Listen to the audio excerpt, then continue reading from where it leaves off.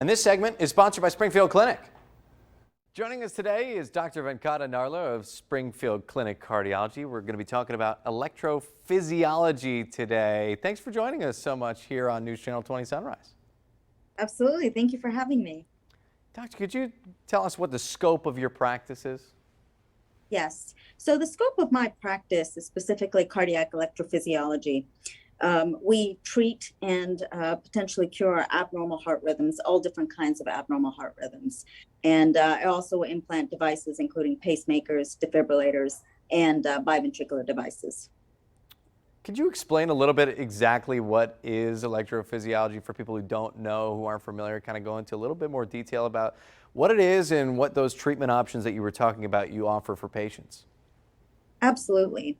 So electrophysiology is a subspecialty medical branch of cardiology, and we focus specifically on rhythm disturbances, whether that's dangerously slow heart rhythms or dangerously fast heart rhythms.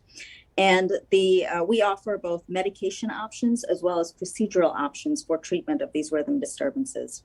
We're trained to perform interventional procedures on these rhythm disturbances. So I, in particular, for instance, perform catheter ablation procedures on all different kinds of abnormal heart rhythms, including, for instance, AFib, atrial fibrillation, ventricular tachycardia, also known as VT, supraventricular tachycardia, so abnormal heart rhythms coming from the top chamber, such as what's called AVNRT, which some people know as SVT. Other heart rhythms that we ablate include atrial flutter, which includes both typical and atypical forms of atrial flutter, premature ventricular contractions, also known as PVCs, also often called skip beat sensations. And lastly, we also do ablations of accessory pathway connections, also known as WPW pathways. Heart health so important, but why is it important to have access to this specific type of treatment here in Central Illinois? Absolutely. So abnormal heart rhythms are actually very common in people of all ages.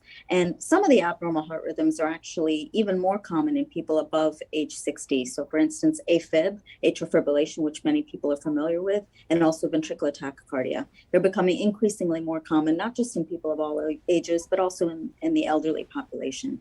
And so I think it's very important to have early access to both medication options as well as procedural options for treatment of these heart rhythm disturbances, so that you can potentially improve both quantity and quality of life. And how could people get in touch with you if they think that they might need to be treated for this? So they can feel free to call in to Springfield Clinic and ask for Dr. Narla in electrophysiology department to consider treatment of the abnormal heart rhythms. All right, Dr. Narla, thanks so much for joining us here for our Wellness Wednesday. We appreciate you.